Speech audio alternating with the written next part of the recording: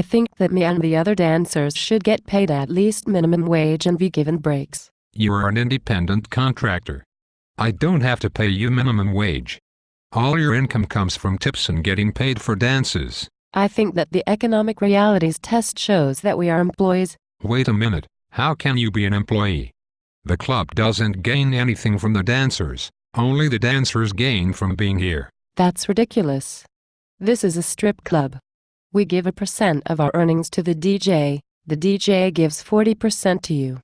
We also pay the house fee so we can dance here. Well, if you want to get into the economic realities test, we don't control the most meaningful part of your careers, when and how you dance, for whom you perform, your appearance, your income, your manner of dance, or when you come and go from the club. Your control over our work starts from the moment we are hired and carries through nearly every aspect of work until we quit or get fired, and you dictate the most meaningful aspects of our work, such as how we should look, exactly when and how we'll remove our clothing, when and how we will dance, and how much we will charge for our services. The club does not enforce any rules except only those which bear directly on the dancer's safety and compliance with the law. There are written rules covering, among other things, scheduling, conduct regarding dancing on stage, dress and appearance, and the cost of tableside and VIP dances.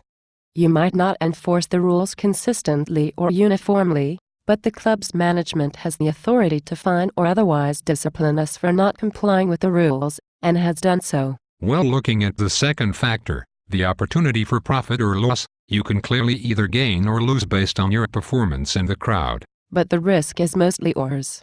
You spend the money on advertising and have the overhead, not us. Relative investment is the third factor, and you are the only ones investing in the dance.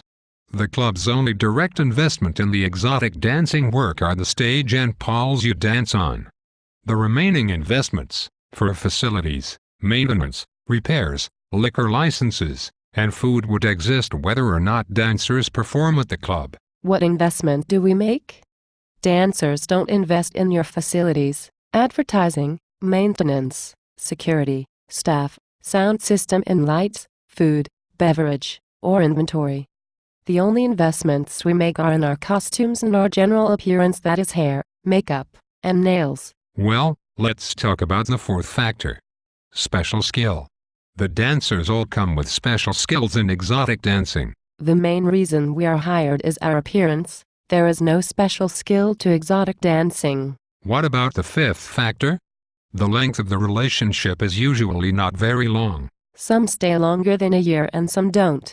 I think this factor doesn't favor either of us at this point. How about the sixth factor?